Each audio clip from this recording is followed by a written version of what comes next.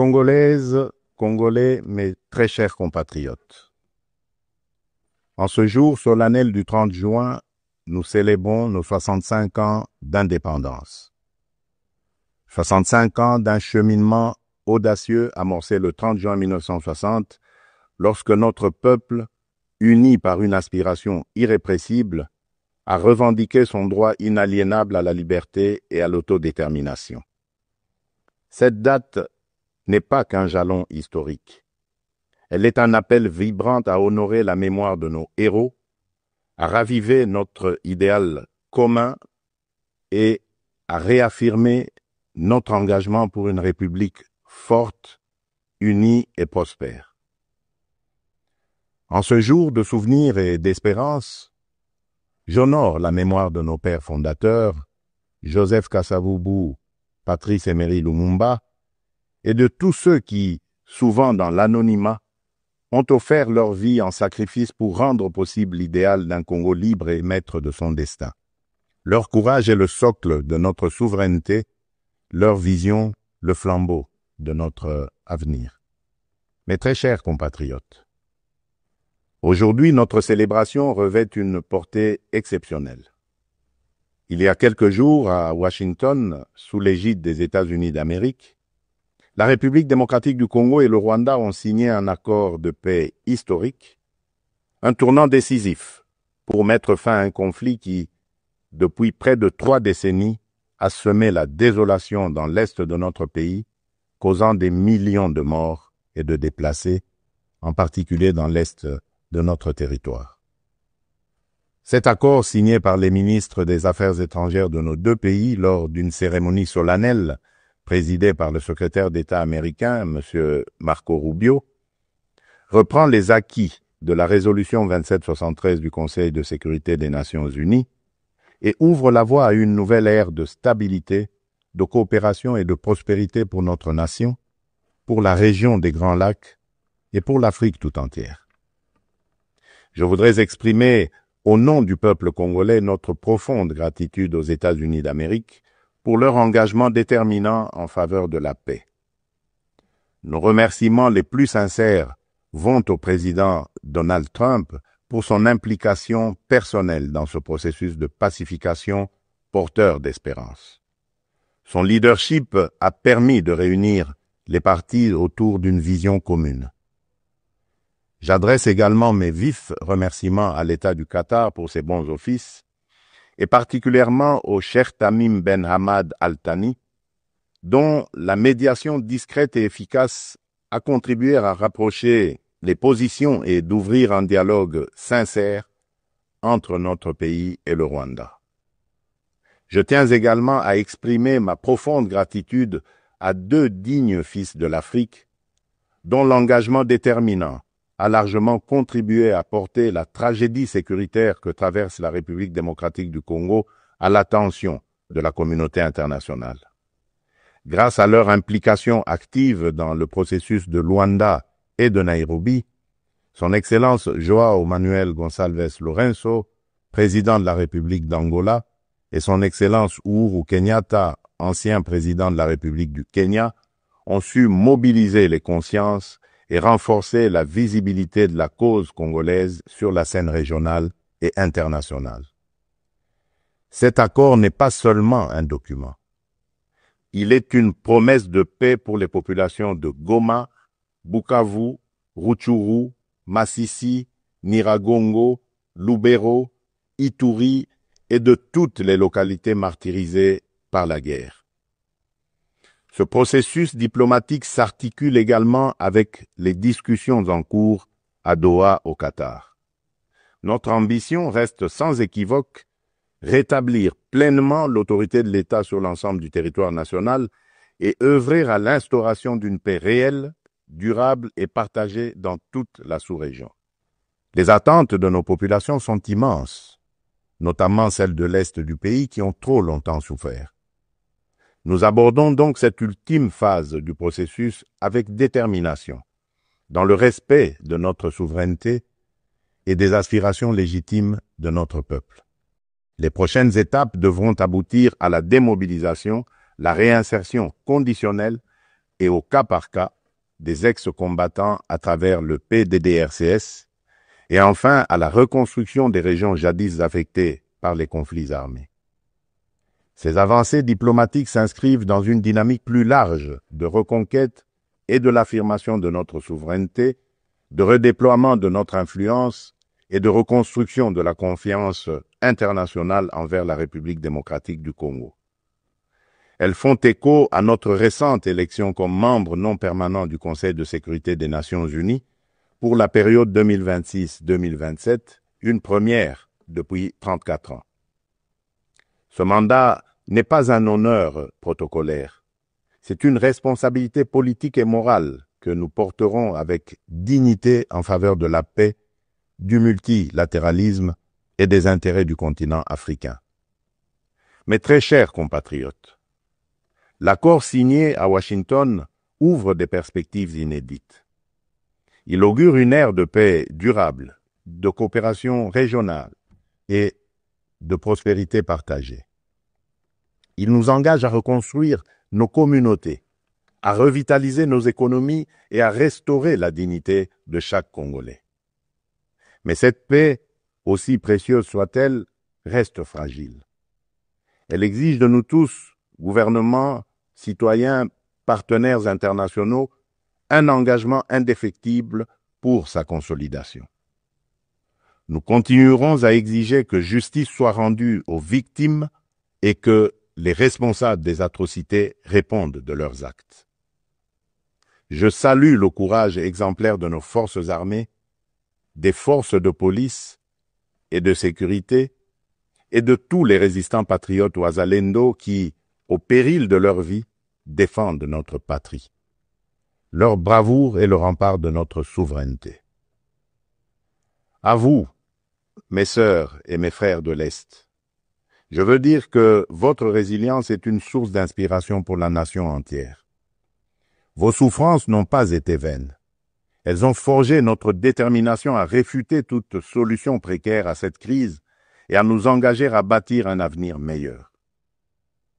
Mes très chers compatriotes, l'indépendance que nous commémorons aujourd'hui n'est pas seulement une conquête du passé, elle est surtout un cap pour l'avenir. Elle est un projet vivant, un idéal à construire chaque jour. Cet idéal exige de nous que nous surmontions non seulement les menaces armées, mais aussi l'insécurité sociale, l'injustice, le tribalisme et la division. Le peuple congolais aspire à un pays de paix, de justice et de dignité. Un pays où l'on veut et on peut vivre sereinement, travailler avec honneur et offrir à chaque enfant congolais la liberté de rêver grand, sans peur ni entrave. Réaliser ce rêve requiert la mobilisation de toutes nos forces vives, institutions, citoyens, diaspora, partenaires, autour d'un même idéal, bâtir un Congo moderne, sûr et respecté. Il est temps de transcender nos clivages, de rejeter les discours de haine et les manipulations, et de faire de notre diversité une force, non une fracture. Notre unité n'est pas une option, elle est une condition de survie. C'est dans cet esprit de responsabilité et de dépassement de soi que j'ai tenu il y a quelques semaines une rencontre franche et républicaine avec M. Martin Fayoulou, l'un des leaders de l'opposition. Ce geste, que beaucoup n'auraient osé imaginer depuis les élections de 2018, témoigne d'une volonté partagée de placer l'intérêt supérieur de la nation au-dessus des querelles partisanes. Cette rencontre marque une étape importante vers une politique de réconciliation, d'écoute mutuelle et de respect réciproque. Elle donne surtout corps à l'exigence du peuple congolais, celle d'une classe dirigeante capable de s'unir aux moments les plus critiques, d'agir avec maturité et de servir ensemble la grandeur de la République. Mes très chers compatriotes, les défis qui se dressent devant nous ne se limitent pas à la sécurité. À Kinshasa, la congestion urbaine et les embouteillages affectent la qualité de vie. Le manque de discipline, l'urbanisation désordonnée et l'insuffisance des transports en commun rendent la vie difficile à des millions de nos compatriotes. À Kalemi, Kassangoulou et même ici, dans la capitale Kinshasa, les inondations récentes ont causé d'importantes pertes en vies humaines et dégâts matériels, détruisant des habitations, emportant des infrastructures routières et provoquant des déplacements massifs de population. Ces événements climatiques extrêmes nous rappellent l'urgence d'agir à la fois sur le front de l'aménagement du territoire et de la résilience environnementale. À Mbandaka, le naufrage d'une embarcation a coûté la vie à plusieurs dizaines de nos compatriotes, endeuillant la nation tout entière.